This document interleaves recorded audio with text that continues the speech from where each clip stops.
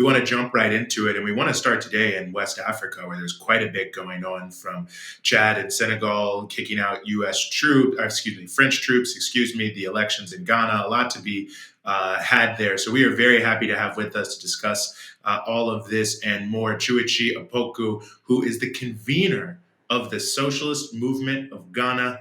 Kyeretwie, thank you so much for being with us here on the show. Thank you very much. It's a great pleasure to be here. We are great fans of your work, great beneficiaries of what Breakthrough does in West Africa. It's a great pleasure to be with you. Well, the pleasure is all ours, and we are big fans of the SMG. So great to have you here to break some of this down. Maybe let's work from east to west, as it were, and start with some of what we've been seeing in the Sahel and Senegal and the ongoing issues in Francophone Africa. I wonder what significance you give to what we've seen, especially vis-a-vis Chad kicking out French troops. A country that has been known as a very close ally of France. And so on and so forth, what it says about the state of the struggle against neocolonialism in West Africa. Okay, thank you. Well, I think what it says and what all of us here are increasingly recognizing is that the masses are in revolt. There's a ferment in which the ordinary people of all the Francophone countries, as we call them, are rejecting both the conditions of oppression, of exploitation, but also increasingly conscious that that relates to their historical relationship with France. Okay, it expresses itself in many different ways. It sometimes expresses as an anti-white thing. It expresses as an anti-French thing, but it's basically a rejection of colonial relations. It's a rejection of hundreds of years of exploitation and of direct oppression by France. And I think that consciousness is growing very, very rapidly. And it's not only in the Francophone countries. This is not only happening in the Sahel. It's happening along the littoral, and certainly the whole of West Africa is on fire. It just takes different forms and has not peaked in the way that it's peaking in the Sahel. So Sahel is the front line, but it reflects a trend that is taking place throughout the region. And when we talk about France's military presence across the Sahel, can you just give a brief overview of what that military presence was for? I know France has an economically exploitative relationship in the Sahel as well, but it's also, there's also resource extraction taking place. So when we talk about the French being kicked out, what does that mean in terms of military, in terms of economic relationship? Okay. So these are countries that were formerly French colonies. They were areas of exclusive French exploitation for hundreds of years. This is not a new phenomenon. France has been in control of those territories for centuries. And as different resources are discovered, France has tended to monopolize them and monopolize them to the detriment of the indigenous people whose these resources belong to. In the 60s, following World War II and following the spread of American influence and so on, France was compelled, like all of its European colleagues, to relinquish direct colonial control over its territories. Okay. What it did, however, and there are many fantastic stories about just the level of conspiratorial, dealings around this. But essentially, France has retained control over the currencies of these countries. The central banking has essentially been done from France, which controls their possibilities for development and for making decisions about the direction of of domestic investments.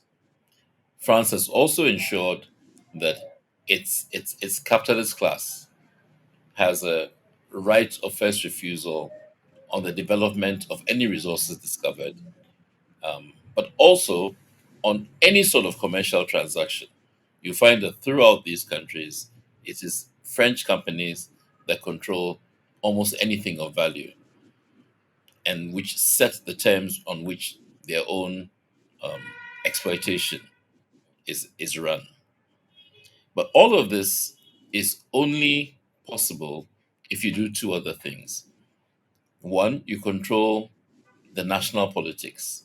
You control it in the sense of asserting a right to veto who becomes head of state, who forms a government in any of these countries. So you can have the almost charade of democratic processes, but if you end up with a result that France doesn't like, you're not going to last more than 2 years. And chaos will be engineered to the point where France is able to install a puppet that suits its agenda. And then the fourth point, of course, is that that kind of direct political subordination is only possible if you have troops on the ground. So, throughout the independent history of these countries, France has maintained military forces in each of them. And those military forces have been used to impose French will on the societies. It's not as simple as having 1,000 troops, but those 1,000 troops then have networks within the national militaries and operate in ways that even your own national army becomes a tool against you. And what we're seeing over the last 2 years is that those armies have also joined the rebellion against French control of their lives. Okay, does that give a picture? Yeah. Okay. Yeah, it does. Wow. It does. It does. Very, very important picture and a good one. And I think it's brings me to the next topic I want to raise. Ghana, where you're based, recently just had presidential elections. Mr. Mahama, former president, came back as the new president, making a number of promises about improving people's lives and the like. And interestingly enough, the U.S. prior to the election sort of trying to put their thumb on the scale one way or the other, it seemed, by announcing the possibility of sanctions if you were deemed to be disrupting the electoral process. So I guess my question is sort of two-part here. First is maybe what we should be expecting from the new administration in Ghana, if it is a big shift for the working classes, the popular classes there, or not. And I'm also curious your thoughts about why the U.S. would have made such a big statement from Anthony Blinken in the lead up to the election, what the stakes are for countries in the West, imperialist countries, in the outcome of the elections in Ghana. Well, I think it is fair to say that this election outcome does reflect the short term will of the people. There's no question about it that John Mahama was a more popular candidate, that his party is much more acceptable to the working people of Ghana. Okay. But at a more fundamental level, it's again the same process. It is the people of the country rejecting neocolonialism, it is rejecting the extreme and grotesque forms in which neocolonialism expressed itself in Ghana over the last 8 years. Because we've had in power the political party that was traditionally the far right. There's a political party whose leadership are largely descendants of the old pre colonial aristocracies and so on. They are the people whose, because of that social positioning, accessed things like education, things like commercial opportunities earliest. So they have always been a social elite, but they're a social elite that was radically displaced in the 40s and 50s when Nkrumah entered the liberation struggle and formed a party which displaced the elite program of taking over colonial positions and continuing to run colonial relations, but with themselves rather than the British on top. So Nkrumah destroyed that. and in the process disorganize their grip on power for generations.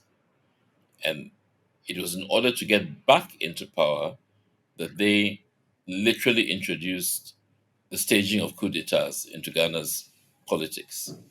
Okay.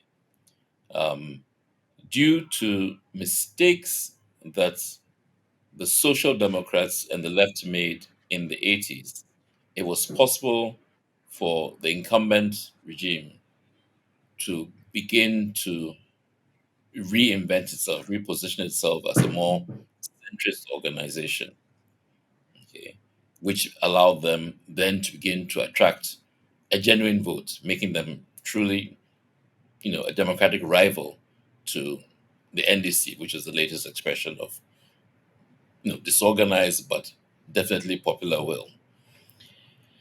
Um, and what we've seen now is 8 years in which the public is very clear what they represent. Because while over the last 2 decades, perhaps, they have begun to represent themselves as centrists, as being interested in social reform, social programs. When they got hold of power in the way they have for the last 8 years, they showed their true colors. The level of just sheer exploitation of the masses increased. The level of sheer corruption by public officials, the level of just arrogance on the part of the ruling elite skyrocketed. So, literally, all the credible polls over the last year have predicted that they would not likely to get more than 40% of the vote. So, you're seeing reflected in a slightly more liberal democratic environment the same processes that you're seeing in the Sahel. But because we don't have the same sort of pressure cooker situation, it's taking the form of electoral battles and so on. Where does that leave us? President Mahama is inheriting a huge mess. Ghana is indebted to the hilt. Ghana's institutions are corrupted, utterly corrupted, not just in terms of people taking bribes and so on, but just in terms of their inability to operate and deliver the services for which they were created. Our institutions have all collapsed. So he's going to have the task, or we are all going to have the task of trying to rebuild our institutions, revive an economy, begin to deliver greater social justice. Because if you can't do that, it's all going to collapse very, very quickly. He's going to have the task of doing that, and it's not going to be an easy task. The indications are that there will be no honeymoon. People have expectations. It's in the nature of bourgeois electoral campaigns, at least in this part of the world, that all sorts of promises have been made. Many of those promises cannot be kept. Um, Whether the masses will tolerate, I think people do understand that some of these promises can be kept and that it will be a process.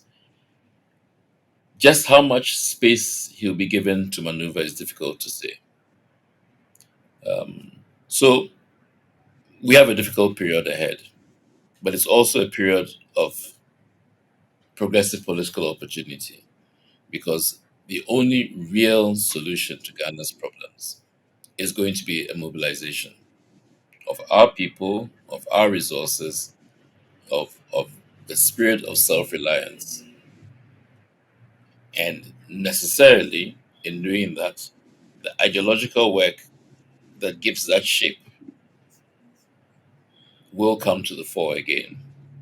It will be a struggle, no question about that. Don't want to create the illusion that Ghana or West Africa is in a revolutionary mode. That's not where we are. But the struggle is certainly heating up. As to what the US agenda is, my personal speculation is that in the context of the turmoil in the Sahel in particular, but as I've said, more largely through West Africa, it's important to stabilize Ghana. The US has um, a status of forces agreement with Ghana, and it does operate from here. US, the US has some operations in the Sahel that are run from Ghana. They control entirely one terminal of our airport and so on. So I think ensuring that there was a smooth transition became important for their own short and medium term goals. Historically, they have preferred the right wing party, the MPP that just lost so badly, because it's easier to get things through them. The Social Democratic NDC is a lot more unpredictable. But they could read the tea leaves as well as anybody else, and it was clear that MPP could not deliver a democratic majority. And if they tried to steal or to repress the election, Ghana would have been destabilized. And with that, the the Western ambitions for West Africa would also have been destabilized. So I think this was an entirely defensive, global, strategic, self-interest move. It's not about building democracy in Ghana or any of that stuff. Okay. And in fact, we know that the US is pressing Ghana, La Cote d'Ivoire, and Benin about the possibility of moving at least drone forces, bases to the northern parts of our country, which would be focused on um, the developments in the Sahel. So I think they just wanted to ensure that there's a smooth succession and that they continue to have access to policymakers. Well, Opoku, as always, it's fantastic to be able to hear your analysis and that of the SMG. And we really appreciate you giving us some of your time here on the Freedom Side. Thank you very much. It's a great pleasure.